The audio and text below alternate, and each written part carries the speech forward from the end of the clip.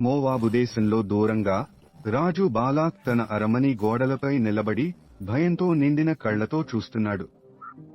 అతని కింద లోయ అంతటా విస్తరించి అంతులేని గుడారాల సముద్రం ఇశ్రాయేలీయుల గుడారాలు.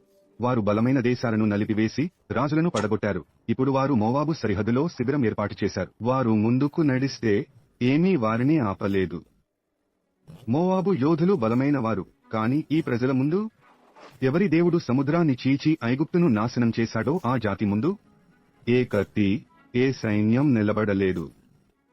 తనకు వారి దేవుడిని వారికి వ్యతిరేకంగా తిప్పే మార్గం దొరకకపోతే బాలాక్ దూతలను ఎడారుల్లో కఠినంగా గుర్రాలపై పంపాడు. వారు సంపదలు, వెండి, బంగారం, రాజకీయ బహుమతులను తీసుకువెళ్లారు. వారి లక్ష్యం జాతుల్లో భయపడే ఒక వ్యక్తిని కనుగొనడం, బిలాము అనే ప్రవక్త. ఎందుకంటే బిలాము ఎవరిని ఆశీర్వదించాడో అతను ఎత్తుకు పొందాడు, ఎవరిని శపించాడో అతను నాశనమయ్యాడు. బిలాము బయటకు వచ్చినప్పుడు రాత్రి పడింది. టార్చ్ లైట్ అతని ముడతలు పడిన ముఖం మీద మెరిసింది.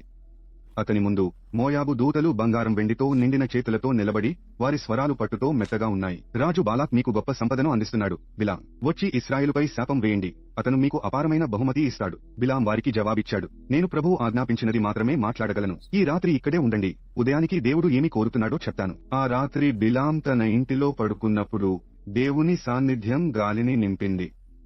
ప్రభువు యొక్క స్వరం మాట్లాడింది, వారితో వెళ్ళకండి, ఈ ప్రజలపై శాపం వేయకండి, ఎందుకంటే వారు ఆశీర్వదించబడ్డారు. సమాధానం స్పష్టంగా ఉంది. మరుసటి ఉదయం అతను దూతల ముందు నిలబడి చెప్పాడు, మీ రాజు వద్దకు తిరిగి వెళ్ళండి, ప్రభువు నన్ను వెళ్లనివ్వడానికి నిరాకరించాడు.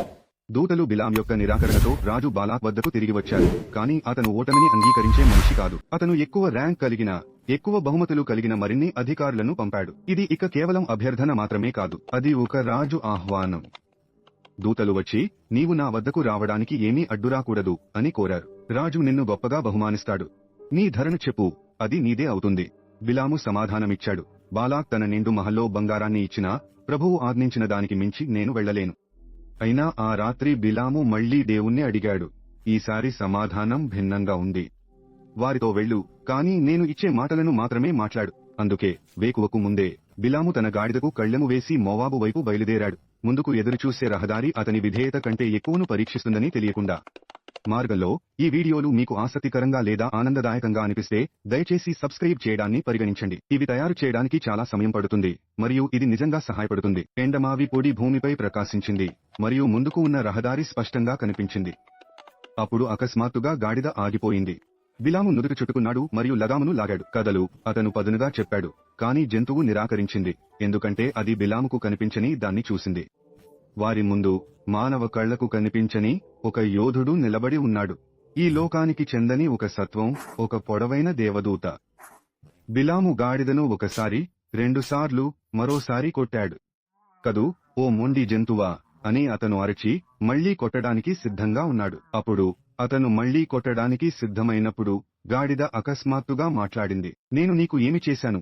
నీవు నన్ను 3 సార్లు కొట్టావు. ఆ మాటలు బిలామును దాడి చేస్తున్న సమయంలో నిలిచేసినాయి. కాని ఆశ్చర్యంతో వెనక్కి తగ్గకుండా అతను ఆలోచించకుండా జవాబిచ్చాడు, నీవు నన్ను ఎగతాళి చేశావు కాబట్టి. బిలాము మురిపిస్తూ అన్నాడు, నా వద్ద కత్తి ఉంటే నిన్ను చంపేవాడిని. గాడిద స్వరం నిశ్శబ్దంగానే ఉండింది. నేను ఇంతకు ముందు ఎప్పుడైనా నీకు ఇలా చేశానా? బిలాము సంకోచించాడు, లేదు, ఎప్పుడూ లేదు.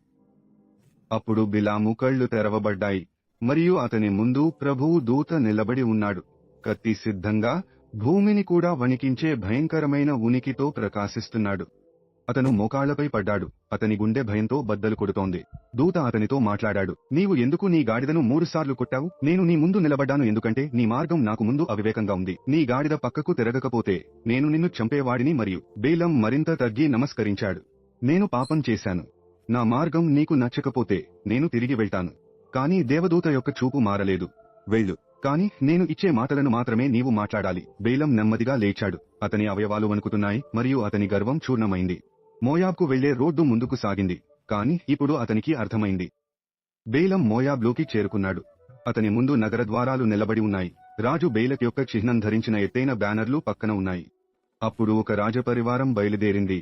రాజు స్వయంగా రథాలు మరియు యోధుల వరుసను తీసుకువెళ్ళింది. బేలక్ ముందుకు వచ్చాడు. చివరకు నువ్వు వచ్చావు. నీవు నా దూతలను నమ్మలేదా? నేను నీకు ప్రపంచంలోనే ఎవరికన్నా ఎక్కువ సంపదనివ్వగలను. కాని బాలేము దృష్టి దూరంగా ఉంది. అతని ఆలోచనలు దైవ సాక్షాత్కారం యొక్క బరువుతో ఇంకా నిండిపోయాయి. నేను వచ్చాను.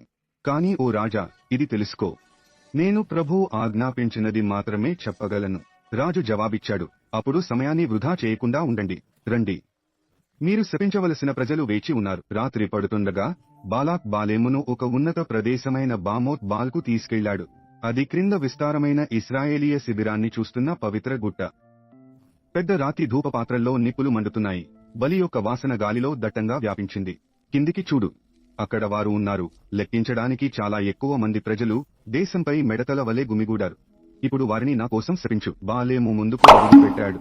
కాని శాపం వేస్తూ తన గొంతును ఎత్తకుండా అతను తన ముఖం ఆకాశం వైపు తిప్పాడు. ప్రభువు అతనితో మాట్లాడాడు. అప్పుడు అతను నోరు తెరిచాడు. శాపం బదులు ఆశీర్వాదం పొంగిపోరలింది. నేను కొండల నుండి వారిని చూస్తున్నాను, ప్రత్యేకంగా ఉంచబడిన, శక్తివంతమైన మరియు ఆశీర్వదించబడిన ప్రజలు. యాకోబు ధూళిని ఎవరు లెక్కించగలరు? ఇశ్రాయేలులో 4వ వంతు కూడా ఎవరు లెక్కించగలరు? బాలాక్ ముష్టులు బిగించాడు. దవడ గట్టిపడింది. అతను తీవ్రంగా తిరిగాడు. మీరు ఏమి చేస్తున్నారు? మీరు వారిని శపించడానికి తీసుకువచ్చాను, ఆశీర్వదించడానికి కాదు. బాలాం కంఠం వణికలేదు. ప్రభువు ఆజ్ఞాపించిన దాన్ని నేను మాట్లాడకూడదా? రాజు ముఖం మసకబారింది. రండి, మేము మళ్లీ ప్రయత్నిస్తాము. వేరే ప్రదేశం మరియు మరొక అవకాశం. బహుశా అక్కడ దేవుడు శాపాన్ని అనుమతిస్తాడు. కానీ బాలాంకు ఇప్పటికే సమాధానం తెలుసు. ప్రభువు మాట్లాడాడు, మరియు ఎవరు మనిషి, రాజు కూడా దానిని మార్చలేరు. బాలాక్ బాలాను మరొక ఉన్నత ప్రదేశమైన పిస్గాకు తీసుకెళ్లాడు. అక్కడ పురాతన బలిపీఠాలు నక్షత్రాలతో కూడిన ఆకాశానికి ఎదురుగా నిలబడి ఉన్నాయి. పూజారులు ఇంకా 7 బలులను సిద్ధం చేశారు. తన స్వరం ఆశతో కఠినమైనప్పుడు రాజు అన్నాడు, బహుశా ఇక్కడ ప్రభువు నీకు వారిని శపించడానికి అనుమతిస్తాడు. బాలాము బలుల ముందు నిలబడి కళ్ళు మూసుకుని వేచి ఉన్నాడు. మళ్లీ నోరు తెరిచినప్పుడు ఆశీర్వాదమే వచ్చింది. దేవుడు మనిషి కాదు కాబట్టి అబద్ధం ఆడడం. చూడు, నాకు ఆశీర్వదించమని ఆజ్ఞ వచ్చింది, మరియు ఆయన ఆశీర్వదించాడు. నేను దాన్ని మార్చలేను. బాలాక్ ముఖం కోపంతో వికృతమైంది. అతని చేతులు ముష్టులు బిగించాయి. ఈ వెర్రి మాటలు చాలు. నీవు వారిని శపించకపోతే కనీసం వారిని ఆశీర్వదించకు. బాలాక్ ఓపిక తప్పిపోయింది.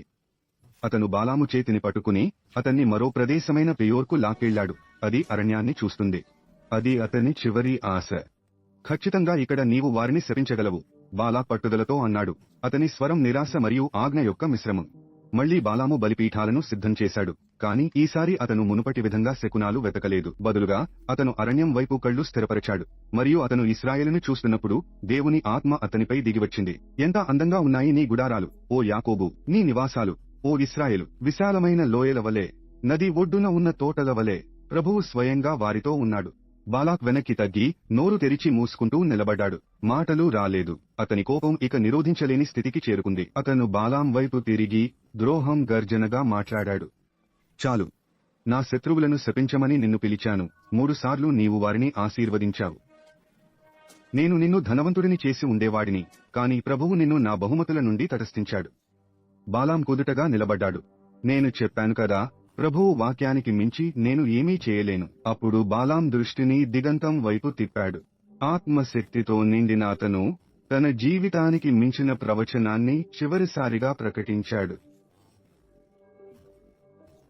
నేను అతన్ని చూస్తున్నాను, కాని ఇక్కడ మరియు ఇప్పుడు కాదు. నేను అతన్ని గ్రహిస్తున్నాను, కాని చాలా దూర భవిష్యత్తులో. యాకోబు నుండి ఒక నక్షత్రం ఉదయిస్తుంది. ఇశ్రాయేలు నుండి ఒక రాజదండం బయటపడుతుంది.